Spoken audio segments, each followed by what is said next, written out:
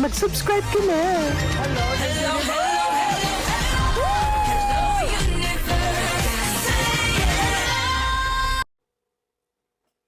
Hello mga buweks! Magandang araw sa inyong lahat. Galaw-galaw para hindi mapaimburnal. Hello sa ating mga subscribers dyan. Ganun din sa ating mga new subscribers. Welcome to Parade of Beauty! If you are here today, welcome to the new era of beauty. Beauty is in you. What? Kamusta naman kayo mga buweks? Namiss ko kayo ng very, very light. Pasensya na, masyado akong busy mga buweks kasi nga alam nyo na, no? Marami akong pinagkakaabalahan ngayon. Kanina, nagising ako na maaga, tapos nagpunta ako ng mall. Hindi pala, kahapon, after ng work ko, kasi morning lang ako nag-work.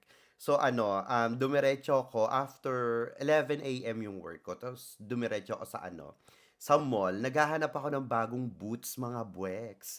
Eh, hindi ako makakita ng gusto ko kasi nga yung boots ko na ginagamit sa mga pageant, iniwan ko sa kapatid ko, ayun. So ngayon, naghanap ako ng bagong boots, wala akong makita.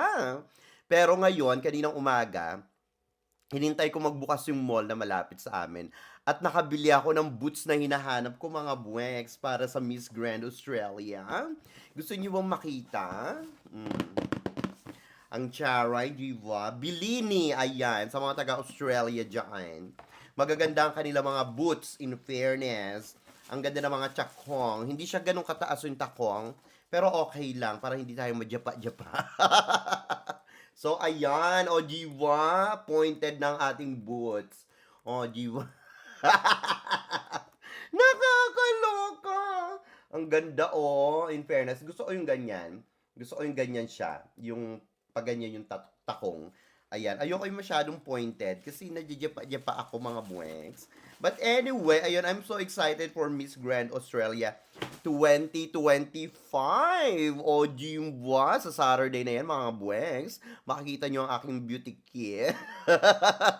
Charito. But anyway, kamusta naman kayo dyan mga buweks? Ayan na, kamusta naman? Galaw-galaw, Jimwa!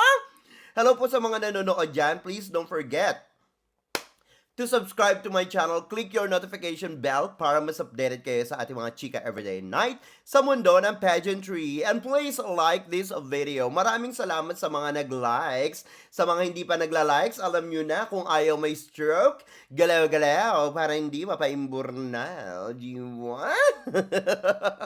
Anyway, simulan na natin to mga buweks. Eto na. Hindi ko alam kung bakit nandito to sa aking vlog ngayon, pero syempre nagsasend kayo ng mga messages sa akin, naluloka ako. Alam ko na, nung nakaraang nakita ko tong na-post. So, hindi ko naman siya binibigyan ng atensyon, mga buweks, no? Akala ko kasi para siyang Miss Universe or parang beauty pageant sa ibang bansa. Hindi ko nga alam na taga-China siya, no? Etong si Uncle Red, o Jinhua, na talaga namang nag-viral ng bonggang-bongga sa mundo ng pageantry. Kasi nasa mga pageant pages siya. So akala ko talaga beauty queen siya. Hindi ko binabasa yung caption. Parang sabi ko, okay, swipe na ako. So ayun, but anyway, there was a time, I think last week yon, nagpunta ako ng X, ayan. Pagpunta ko ng X, nagulat ako nandun si Uncle Red, napanood ko lahat mga buweks. Doon na ako naloka, tapos binalikan ko yung mga, anong tawag dito, yung mga post na nakita ko sa social media, no? So, yun pala yun, nakakaloka. Ilan ba? 1,700 na boys. Nakakaloka naman si Uncle Red, di ba? Sana all.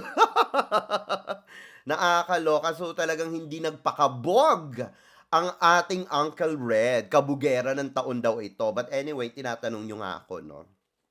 Kung ano masasabi ko, wala.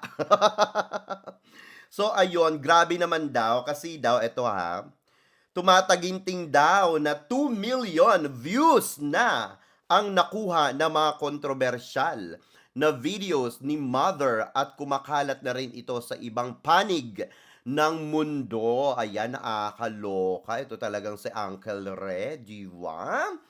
Well, sana all.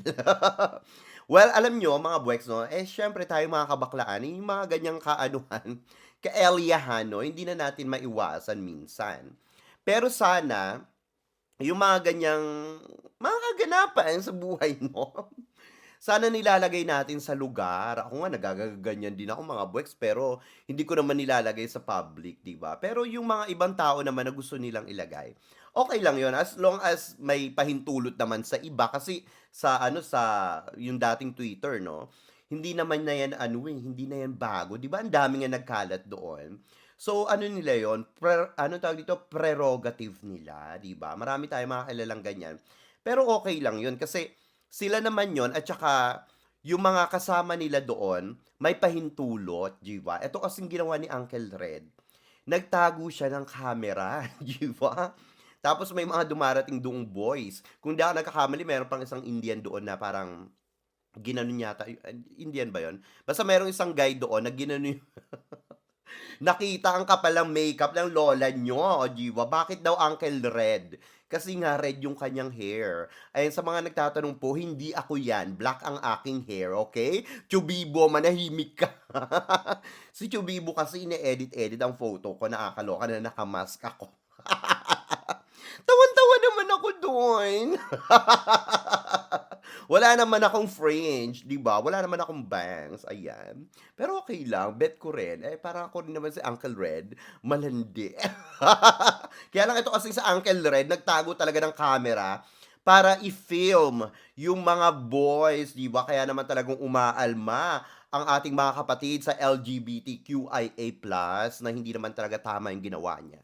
Siyempre nakakaano rin, nakakaawa rin yung mga boys 'no, pero kasalanan din ng mga boys 'yan, eh, 'di ba? Makakati rin sila. Kasalanan rin nila, 'wag nilang isisi lagi sa mga bakla, 'di ba?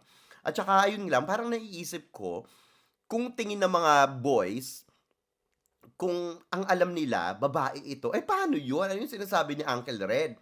Ayaw niya magpatira sa ano, dun na lang sa kanyang juwetra. Eh, siguro elyang-elya din naman ang mga boys kaya go na lang kahit sa puwetra niya 'no, tapos sasabihin ni Uncle Red, "Ayoko sa aking ano, kifi." Kasi baka majunti sa kiss, o 'di ba? Eh, since elyang-elya naman ang mga boys kasi nga ang ganda-ganda ni Uncle Red, eh, talagang todo bigay din ang mga boys. Meron akong isang ano dun, eh, may isang bet ako dun, maputi siya na ano, na ang ganda-ganda ng katawan tapos kung bumarurot talagang baon na baon mga buwaks, 'di ba? Nakakaloka. Well, ang masasabi ko lang, maling-mali yung ginawa ni Uncle Red 'no. Sana hindi niya ginawa yung gano'n, nakakaloka, ayan. Kung gusto niya sana ganyan sana ano, kinausap niya yung mga boys kung okey lang ba ng ganyan or whatsoever. Panigurado hindi siguro ano, papayag yung mga boys. O kaya sinensored niya yung ano, yung mga face ng mga boys, 'di ba? Kasi siyempre may mga pamilya 'yan, 'di ba? O kaya may jowa yang mga 'yan, ano na yung sasabihin nila, 'di ba? Nakita nila na ganyan, siyempre nakakahiya 'yan mga weks 'no? Ay naku, nakakaloka. Pero siyempre nakakainggit pa rin si Uncle Red, ang dami niya natikman. Mga straight boys, o diwa, saan ka pa? Ang dami niya daw views, ayan, nagkalat na sa social media. Umabot na daw ng 2 million. Nakakaloka, sana oil, di ba? Para madagdagan yung ating subscribers. Hindi tayo robots na ano, di ba? Kasi pag nag-viral ang video, dumadami ang mga subscribers at mga followers sa social media, 'di ba? Para hindi natin kailangang bumili ng mga robots, 'di ba? Hindi katulad ng iba diyan sa Chubby-Chubby. Charito, hindi. Legit lang tayo, legit lang tayo. Okay, tomorrow na pala darating ang ating silver button. Nakakaloka ito, di ba? Congratulations sa Parade of Beauty. Ayan, bukas na daw yan darating. So, titignan natin kung darating siya bukas. Or ma-delay pa. Well, congratulations sa atin. Ang dami niyang views, pero, ayun nga, sa dami niyang views, syempre marami siyang kikitain diyan, pambayad 'no, kay attorney. Nakakaloka. Kasi ang balita umabot na rin 'yan dito sa Australia mga buweks 'no, yung kanyang ano, kabalbalan. Yung kanyang kabalbalan umabot na dito, nakakaloka at ayun na nga, inaresto na nga si Uncle Red mga buweks. Nakakaloka itong si Uncle Red, ay dapat lang talaga siyang arestuhin. Kasi ang dami niyang pinaimburnal. So ayun, napaimburnal na rin si ano, Doktor Naalala ko si Doc Sed. Doksen. Ba't ka naman pumasok sa isip ko, Doksen? So, ayun nga, si Uncle Red ay ayan, pangbayad daw ng attorney kasi nga inaresto na si Uncle Red, nakakaloka ito. Anyway, hindi niya na magagamit yung pera na yan kasi nga siyempre makukulong na siya. Nakakaawa din. Ano kayang lakas tama rin to si Uncle Red? Nakakaloka. Ano kayang pinaggagawa? Nakakaloka naman ito. Ayan, ang mahal-mahal siguro ng mga bentahan niya diyan 'no, sa ano, sa mga videos na 'yan, nakakaloka. Ay naku, sabi ng iba disgusting. Huwag tayong masyadong ano, huwag tayong masyadong magmalinis. Disgusting talaga, pero wag na nating anuhin 'yan. Lahat naman tayo may kanya-kanyang ano, kabalbalan sa buhay, 'di ba? Eh, gano'n talaga, nagkakamali ang tao minsan, pero siyempre 'pag ano, nare-realize na 'yan 'no, ng tao. Yun na nga lang kung halimbawa na-realize niya nagkaroon ng mali itong kahit na sino man 'no, i-generalize natin tapos inulit pa rin, eh, may saltik na talaga yan sa utak mga buweks, 'di ba? Diyos ko parang mabe-break nito ang ano, meron bang ganito sa Guinness Book of Record? 'Di ba? So kung meron man, ayan na-break niya na 'no, 1,700 nga ang ano, ang mga buwis, 'di ba? Ang taray. Kawawa naman yung mga guys, sa totoo lang mga buweks 'no, sa kumakalat na mga videos na 'yan. Siyempre biruin niyo baka mamaya merong mga GF 'yan or bukod sa mga girlfriend, sa family din nila kung wala silang girlfriend or sa anong tawag dito, sa kanya-kanya nilang pamilya 'no or kung may asawa man sila ganyan or mga anak, 'di ba, nakakaloka. Pero ano rin 'yan, anong tawag dito, parang ano rin 'yan sa kanila, karma din 'yan sa kanila kung meron silang pamilya tapos ayan nga 'no, pumatol sila sa ganyan. 'Di ba mga buweks? Karma 'yan kung meron silang pamilya, kasalanan din nila 'yan, ginusto rin nila 'yan, gano'n, 'di ba? Pero ayun nga, siyempre nakakahiya talaga sa LGBTQIA+ community yung pinagagawa ni Dr. Red, 'di ba? So ayun, sana maresolbahan at sana hindi na maulit yung mga ganitong mga kaganapan sa mundo, 'di ba? Kasi hindi siya maganda, ayun. Baka kasi mamaya tularan ng iba, lalo na ng mga kabataan, 'di ba? Anyway, nagkasala si Doktor ano ba 'yan nakasabi? Doc Sed. Na-miss ko si Doc Sed. Nagkasala si Uncle Red, ayan. Kasi may ano, eh, may ano tawag dito, may D. Tama ba? May D, ayan yung red. Parang naaano ko, Doc Sed. Charito. Pasensya na, Doc Zed. Ayun, so ayan, nagkasala siya, ipataw ang tamang parusa, no? At sana wag nang tularan ng iba. At sana matuto siya, ayun.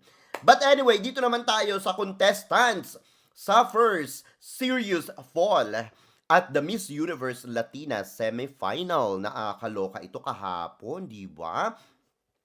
Semifinal kahapon, tapos kanina ang finals. Nakakaloka mga buweks. Nakakaloka itong si girl dahil sa laban ng Miss Universe Latina, ayan o, yung reality show na inano nga ni Hello the Universe, yung kumalat-kalat nung last year, di ba? Na may ano tawag dito, meron silang meeting, ganyan-ganyan. Tapos pinag-uusapan nila yung parang reality show. Ang akala natin, sa buong Miss Universe, sa buong Miss Universe, um, candidates, no, ng 2024. Yun pala, sa Latina lang ito, sa mga Latin countries. At ito ngang si girl ay talaga naman napaimburnal nung tumalon siya doon sa kanyang, anong tawag dito, isa sa kanilang mga challenges, no? Ang sabi dito, contestant suffers an injury after 3-meter fall during the Miss Universe Latina semifinal. Nakakaloka. During that night, live semifinal of Miss Universe Latina on Telemundo, ayan, Diyos ko, Telemundo pa pala ito. Cuban contestant Laura Perez, ayan, no, suffered a scary fall during a high-risk challenge. Nakakaloka ito. The task, ito daw, jump from a 3-meter platform to grab a crown. Nakakaloka. Talagang lahat gagawin para sa corona, mga buweks. Diyos ko, Lord, ano ba ito mga ito? But things didn't go as planned. Ayan. Nakakaloka ito. Ang sabi pa dito, while the extent of her injuries wasn't disclosed, the moment sparked serious questions about contestant safety and the risk involved in reality show challenges. Nakakaloka, di ba? Moreover, the viewers have been constantly calling out the show for putting the contestants through challenges that have nothing to do with a beauty pageant. Yet, they expect to choose a candidate most suitable to compete at Miss Universe. Nakakaloka ito. Later in the night, Laura was announced as part of the top 8 and is expected to compete in tonight's July 21. Ayan, ngayon nga yan. So although it's still unsure whether she will be able to, di ba? Kasi nga nabalian ng lola nyo. Nakakaloka. Bakit ba natuloy itong Miss Universe Latina, di ba? Nakakaloka, parang ayan no, nalaglag. Grabe. Grabe yung pagkakabagsak niya, no? Ang taas niyan. Tapos ano ba yan? Nakatakong pa ba siya dyan? Di ba? Nakakaloka. Kawawa si girl. Ay nako. Yung mga ganyan-ganyan. Ay, ayan, muntik na nahulog. Yung mga ganyan-ganyan, mga papageant, nakakaloka, no? Ay, Diyos ko, Lord. Tignan nyo, parang nabali ang niya. Ang legs niya. Grabe, kawawa naman si girl.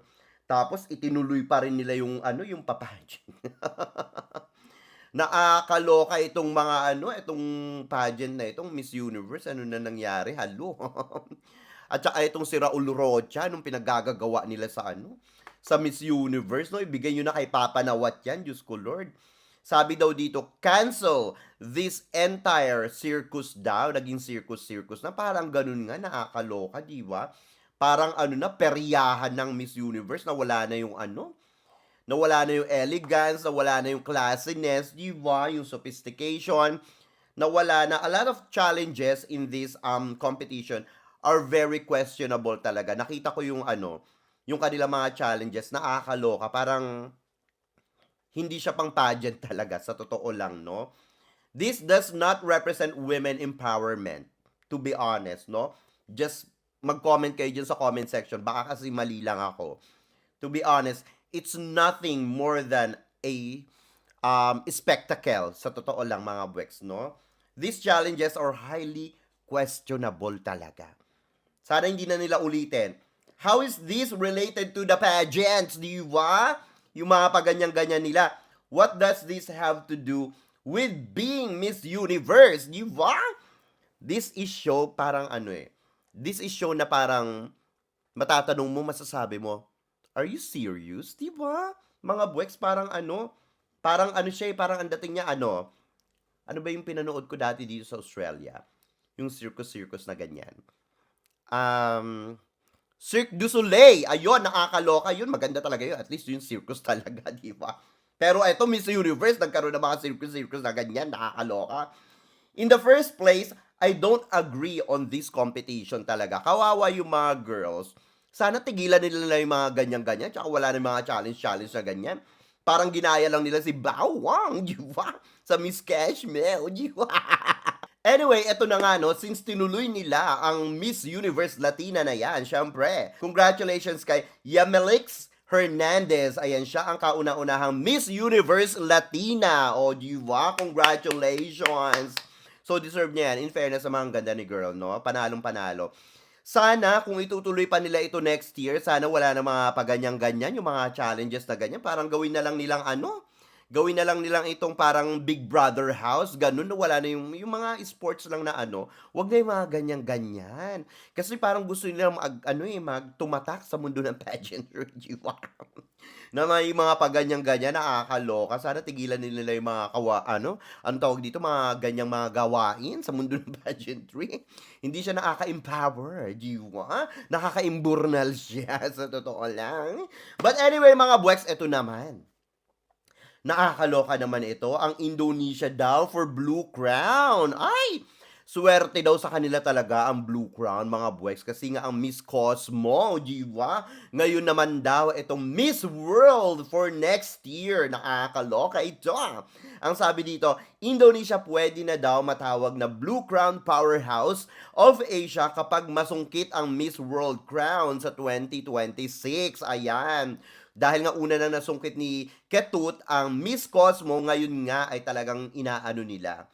kinukuha nila yung gusto nila makuha ang Miss World kasi siyempre ang supranational din na si Harashta, siyempre Blue Crown din yan. So magiging Blue Crown capital of the pageantry daw ang Indonesia.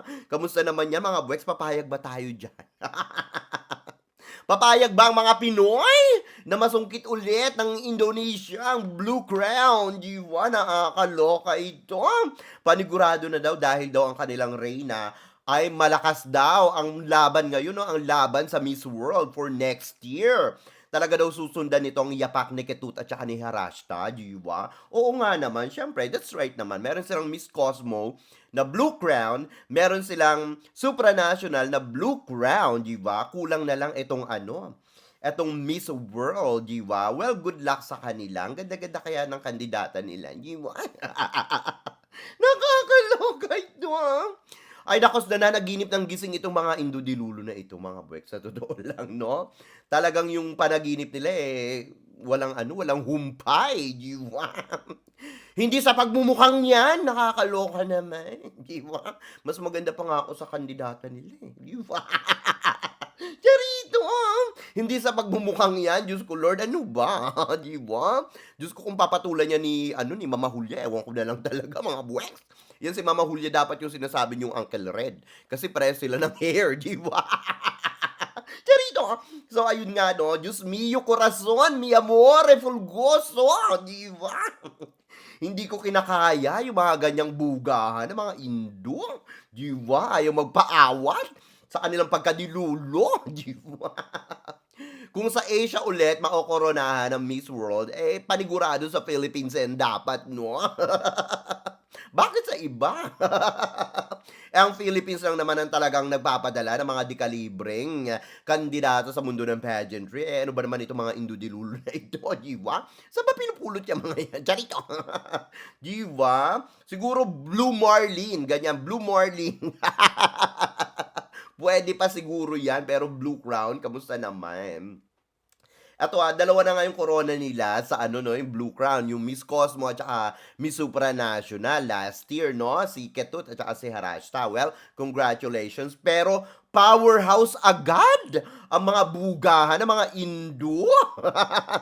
Nakakuha lang ng dalawang Blue Crown. Powerhouse kaagad. Kamusta naman yun? Ikwento nyo yan sa pagwong, no?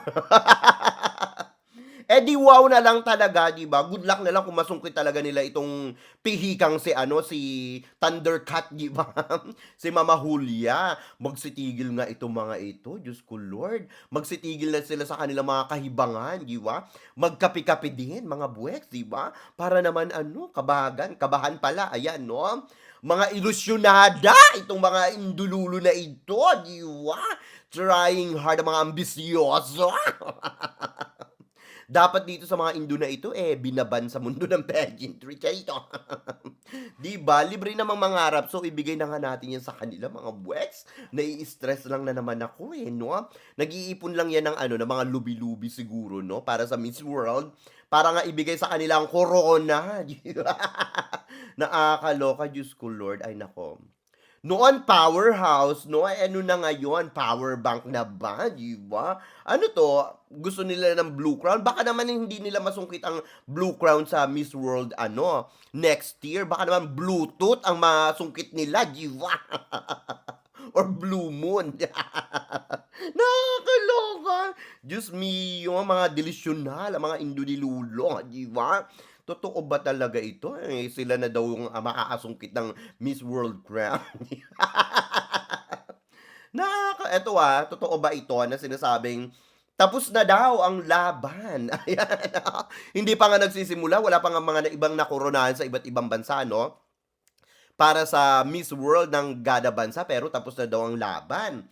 Runner-up na lang daw ang pinaglalabanan sa 2026 sa Miss World kasi daw ang kanila daw kandidata ay talaga daw pangmalakasan. O diba, yoko na.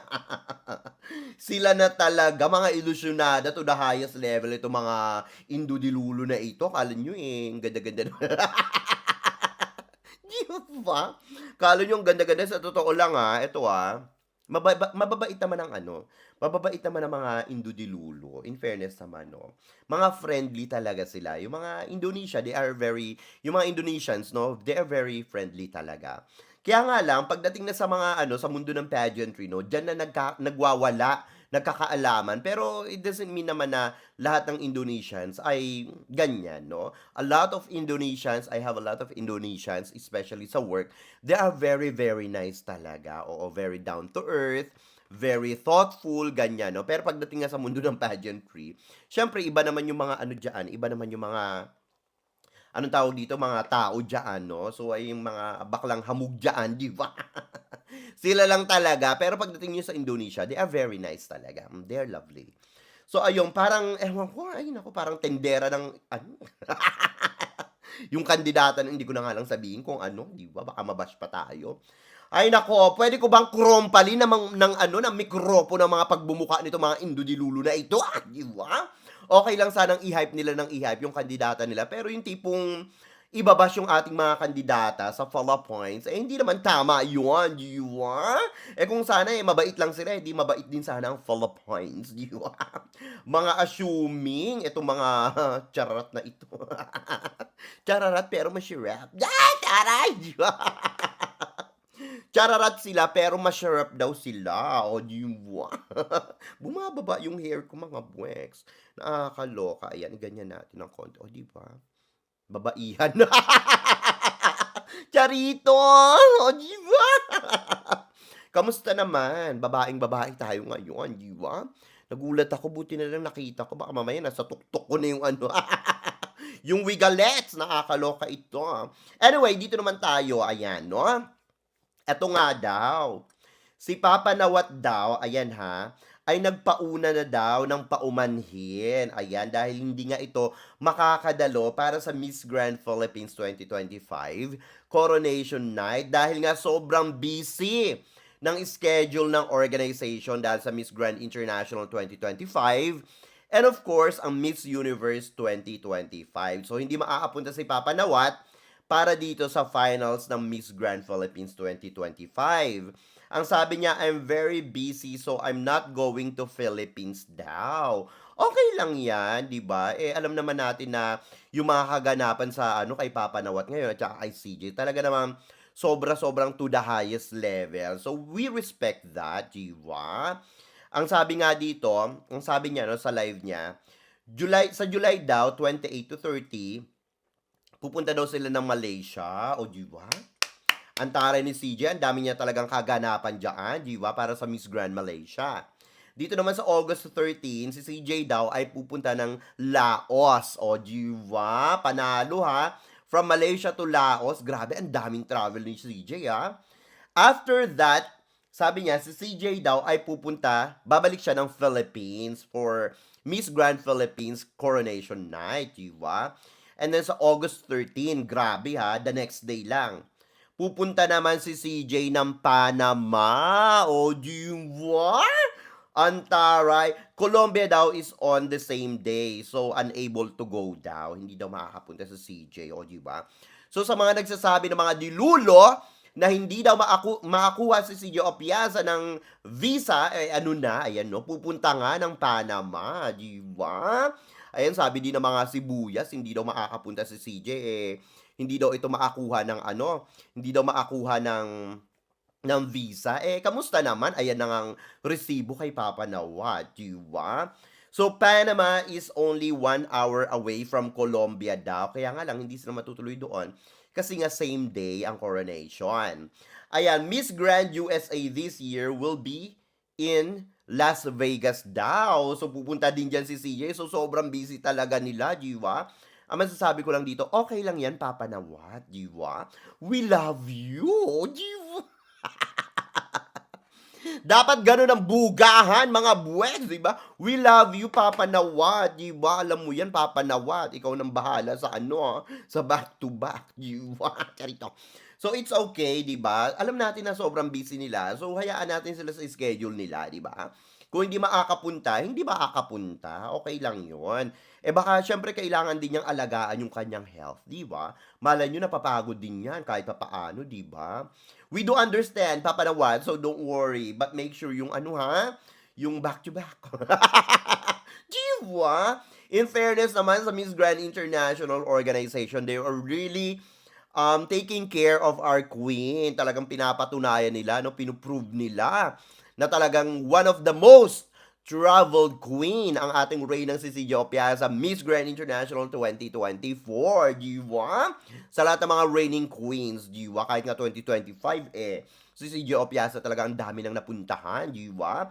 Nagpunta na ng Thailand, o di ba? Philippines, pabalik-balik. Ganun din sa Thailand. Tapos nagpunta na ng ano ng India, o di ba ngayon pupunta ng Malaysia, Laos, Panama, USA and Vietnam pa nga daw ito. Nakakaloka, nanggaling na rin siya ng ano ng ano tawag dito? Hindi, pupunta pa lang pala siya ng Vietnam, pero nanggaling na siya ng China, o di ba panalo. Grabe, wala akong masabi dito ay CJ. Ang galing, talagang she's ready to work, o di ba? Ang sinasabing words na she's ready or I'm ready to work, 'di ba? Yung ganyang words. Hindi lang 'yan dapat sinasabi, dapat talagang pinapakita 'yan, pinapatunayan, 'di ba? At talaga namang napapatunayan niya ng ating Reyna, nakikita natin yung kanyang hard work, 'di ba? So kudos sa ating Reyna, ganoon din sa Miss Grand International Organization, o 'di ba? Higupin natin ang higupin, istruhin kung kayang istruhin, 'di ba? Charito! But anyway, ito naman, nakakaloka, ito na. Ang sabi dito, Atisa Manalo ay itinuturing daw or itinuturing na din daw na Pinay high caliber, ayan, no, queen para sa Miss Universe stage.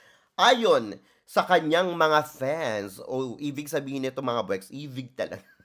Ibig! Ayan, ibig sabihin nito mga buweks, hindi lang sa Philippines, ganun din sa ibang bansa, no? Kasi syempre, si Atisa Manalo, marami siyang fans. Ganun din sa Thailand at saka sa Vietnam, di ba? So, itinuturing nga siyang high caliber queen katulad ni Pia Wurtzbach, ayan no, ni Catriona Gray, ni Michelle Marquez D. So, ano masasabi nyo dyan? Magingay kayo sa comment section, di ba? Nakakaloka. Well, isa sa mga pinaka-iconic talaga para sa akin, no, na beauty queen sa Miss Universe Philippines. Walang iba kundi si sumunod kay Pia, tsaka kay ano, kay Catriona Gray. Si MMD talaga mga buweks. Siya talaga yung matuturing kong isa sa mga iconic, no? Kasi syempre, hindi man siya nanalo, pero lahat ng awards hinakot ng ating Reyna, 'di ba? Talaga naman. Nung time na yun, 2023, at nakapasok nga ng top 10, no? Tapos pinaimburnal. Can you imagine that? Nakuha niya lahat ng awards, 'di ba? Special awards. Pero niligwak pa rin, 'di ba? Kasi alam nila na si Michelle Marquez D, pag nakapasok nga ito ng top 5, lalamunin nito ang mikropono at hindi magtitira niya. Buwa, 'di ba? Kaya para sa akin, talagang si Michelle Marquez D ang isa sa pinaka-iconic na Miss Universe Philippines na nag-represent ng ating country sa Miss Universe 2023 na ginanap sa El Salvador, di ba? Na talaga namang niluto ng bonggang-bongga, nakakaloka, di ba? Well, for me, personally, oo naman. Atisa Manalo is first runner-up at Miss International, di ba? For nothing, di ba? So, para sa akin, may ituturing ko talaga siyang, anong tawag dito? Isa sa pinaka-high caliber na Miss Universe Philippines, di ba? She is not first runner-up sa Miss International, di ba? For nothing, noong 2018. Pinaghirapan niya yan, lumaban siya dyan, at nasungkit niya nga ang first runner-up, di ba? Kung hindi nga lang nag-birthday si Venezuela, si Atisa Manalo ang title dyan, di ba? Aminin nyo yan. So talagang high caliber queen si Atisa Manalo, proven na yan, no? Oo naman, talagang hindi biro yung kanyang narating, no? Yung kanyang pinagdaanan sa Miss International nung time na yon, nung 2018, di ba? Talagang lumaban ng bonggang-bongga ang ating reyna doon, at ang mga bugahan niya doon ay talaga namang hindi nagpatumpik-tumpik, di ba? Walang Pinay daw na high caliber queen. Ayan, no? Para sa ano, para sa Miss Universe, ano. Since napunta na ito sa sa Empire, no? Empire, ayan, Miss Universe Organization, Philippines, ayan. Well, may mga nagsasabi ng ganyan mga Pinoy, no? Kasi nga syempre hindi nanalo yung kanilang ano, hindi nanalo yung kanilang mga manok, di ba? So, ganun talaga. Pero syempre pag nanalo ang kanilang manok, syempre sasabihin nila, yun yung high caliber queen, di ba? Charito. But anyway, for me, no, kahit na siguro Catriona Gray pa or Pia Wurtzbach, ganyan no, yung ipadala kahit na Gloria Diaz pa, ganyan no, or Margie Moran pa, di ba? Ito nga si MMD, no, tapos hindi nakapasok ng ano, ng top 5, no? Walang high caliber queen kay Haluda Universe! Haluda Universe, di ba? Walang high caliber queen sa kanya kasi ang kanyang priority. Walang iba kundi ang kanyang kababayan from Chai Chai. Di ba? Nako, nakakaloka. Kaya dapat itong organization na ito ay ibigay na lang kay Papa Nawat. Di ba? Ano ba yan? Nakakaloka. Ilak ko nga siya. Nasaan na ba yung lock? Dapat ibigay na lang ito kay Papa Nawat kasi si Papa Nawat mas patas pa sa ano, sa pagdidesisyon kung sinong mananalo, di ba? Dito kay Haluda Universe, walang high caliber queen, mga buweks, maniwala man kayo sa hindi. Diyos ko Lord. Kaya good luck na lang sa ating Reyna, di ba? And syempre, si Catriona naman at saka si Pia Wurtzbach ay talaga namang certified, no? Mga certified na high caliber queens itong mga ito. For sure, etong ating Reynang, si Atisa Manalo, naghahanda na yan, no? Naghahanda na yan ng bonggang-bongga. Ang dami ko nakikitang post. Samut-saring mga designers, Philippine designers, ang talagang ang tawag dito, nakikiramay, no? Yung ba yung tamang words doon? Nakikiramay or tumutulong kay Atisa Manalo para sa kanyang laban sa Miss Universe 2025, di ba? Sa Thailand. Ayan, gaganapin sa Thailand. You cannot deny, mga buweks, no, that Atisa Manalo is one of the most loved and beautiful queen from the Philippines, di ba? I just hope na sana yung mga stars ay mag-align kay Atisa Manalo in her favor, no? Sana wag siyang lutuin sa Thailand, di ba? Kasi nandiyan pa si Hello the Universe. Nandiyan pa rin si Raul Rocha, alam nyo na, no? Ay, nandiyan din nga si ano, si Tandang Osmel, baka mamaya magpunta rin yan ng Thailand, alam nyo na mga buweks, di ba? Si Catriona Gray at saka si Pia Wurtzbach ay mga iconic talaga yan. Siyempre, isama natin si MMD, no? Mga iconic na mga Filipinas sa mundo ng pageantry, no? Lalong-lalo na sa Miss Universe. At maituturing natin, ako personally, maituturing ko na si Atisa Manalo ay talagang isang pangmalakasang kandidata para sa Miss Universe. Talagang certified high caliber queen, mga buweks, no? Nakikita ko dito kay Atisa Manalo na malakas ang laban natin sa Miss Universe, mga buweks, no? Siyempre, Atisa Manalo na yan. Gusto yan ng organization, yung may pangalan, yung may hype, yung may napatunayan. Pero siyempre, depende rin yan kay Haluda Universe. Alam nyo naman si Haluda Universe, di ba? Nung ano pa lang nung 2022 pa lang kay Celeste Cortez, di ba pinaimburnal niya nga si Celeste Cortez, di ba?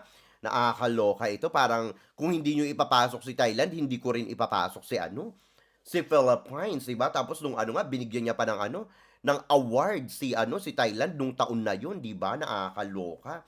Parang ang daming mas deserving para sa award na yun pero kay Thailand binigay, di ba?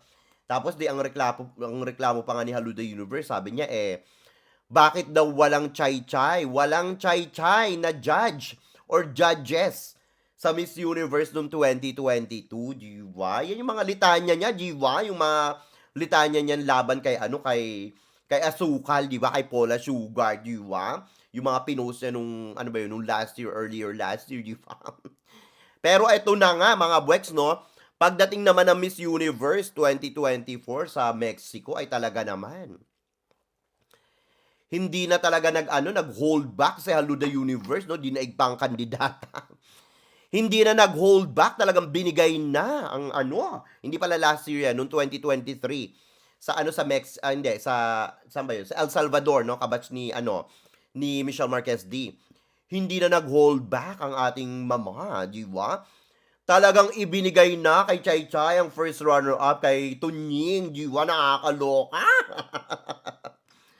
Mas deserving pa ang ating Reyna para sa top 5, tapos di minekos-mekos na nga doon si Michelle Marquez D, no? Pinaimbornal ng bonggang-bongga, kaya itong si Haluda Universe, I like her 'no, I really like her, yung ano niya, yung personality niya. Ibig sabihin out of pageantry.